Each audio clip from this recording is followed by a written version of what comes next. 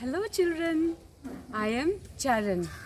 Today I am going to narrate a wonderful story to you. The name of the story is Ella the Elephant. One day Ella, the baby elephant, was returning home from a walk in the forest. She was sad.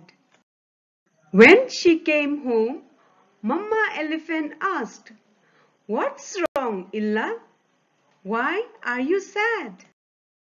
She said, "Mummy, I took a walk in the forest today and saw some of the animals in the forest. Oh, Mummy, they look so pretty.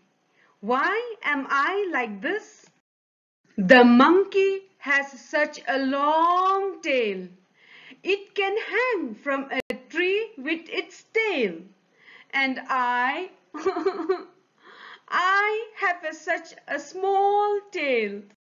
The deer has such a pretty face and beautiful spots on its back. And I'm so dull and gray. The rabbit is so cute and small and hops so happily. And I am so big and fat. I can't even think of jumping. The cheetah has small ears, and I have such huge ears and such a long trunk. For what? I don't understand." Mummy smiled and said, "My little baby, you are a wonderful creature. Even at this young age, you are one of the strongest animals. You are the only one who can suck water and spray it out through your nose.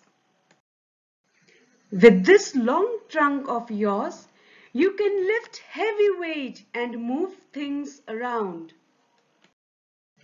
You are the only animal that can shoo away flies with your ears. You might be gray, but because you are so big and strong, others are amazed when they see you. You are special, just the way you are. Always remember that." Mama Elephant smiled and hugged Ella with her long trunk.